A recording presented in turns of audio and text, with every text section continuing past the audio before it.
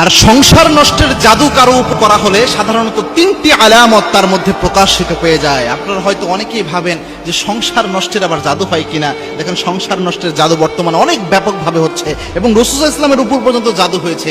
জাদু অনেক সত্য একটা বিষয়।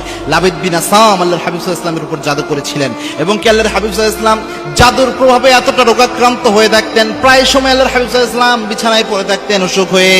আবার আল্লাহর হাবিব সাল্লাল্লাহু আলাইহি ওয়াসাল্লাম নামাজের যখন সূরা পড়তে দাঁড়াতেন অনেক সময় সূরা ভুলে যেতেন, প্রায় সময় এক একটা জিনিস আল্লাহর হাবিব সাল্লাল্লাহু আলাইহি ওয়াসাল্লাম ভুলে যেতেন। অবশেষে জিবরাইল আমিন এসে জানালেন, ইয়া রাসূলুল্লাহ, আপনার উপর জাদু করা হয়েছে। লাবিদ বিন আসাম তার উপর জাদু করেছিলেন। সুতরাং জাদু একটা সত্য বিষয়, আমাদের উপরে যে কেউ করে ফেলতে পারে।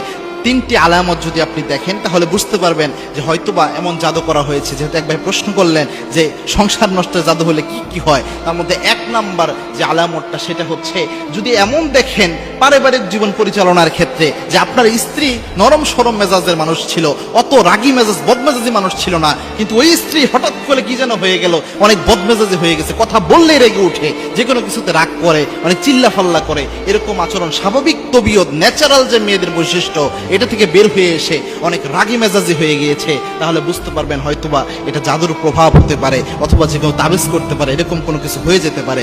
দুই নাম্বার, যদি কোনো স্ত্রীর মধ্যে এটা লক্ষ্য করেন যে ওই স্ত্রী আমলে নামাজে বা যে কোনো আমলে কোনো আগ্রহ পাচ্ছে না অথবা স্বাদ পাচ্ছে না কোনো কিছুতে, এরকম যদি হয় যে নামাজ পড়তেছে, নামাজ পড়ার ক্ষেত্রে উদাসীনতা তার মধ্যে কাজ করে, অনেক সময় নামাজ কাজা করে ফেলতেছে, অনেক সময় নামাজ যে পড়ে সে বলতেছে নামাজে কোনো স্বাদ নাই, অথবা কোনো মা বোনও যদি আপনি অনুভব করেন এই জিনিসগুলো আপনার মধ্যে রয়েছে, তাহলে বুঝতে পারবেন যে হতে পারে এটা একটা জাদুর প্রভাব। কারণ আলেমরা প্রেসক্রাইব করেন এটা জাদু হলে এই আলামতগুলো প্রকাশ পায়। তিন নাম্বার হচ্ছে যে যদি শরীরের মধ্যে অযথা কোনো ব্যথা দেখা দেয়, অর্থাৎ কোনো রোগ ব্যাধি নাই, আপনি চিকিৎসা করাচ্ছেন কোনো রোগ ব্যাধি বের হয় না, কিন্তু মাথা ব্যথা, শরীর ব্যথা প্রায় সময় এটা দেখা দিচ্ছে, কিন্তু আপনি খুঁজে পাচ্ছেন না যে এরকম কোনো কিছু দেখা দিচ্ছে, তাহলে বুঝতে পারবেন যে আপনার উপর জাদু হতে পারে। এবং জাদু হলে অনেক মেয়েরা এমন হয় যে স্বামীকে সহ্যই করতে পারে না, স্বামীকে দেখলে মনে হয় যে জম দেখতেছে, এরকম ভাবে ট্রিট করে।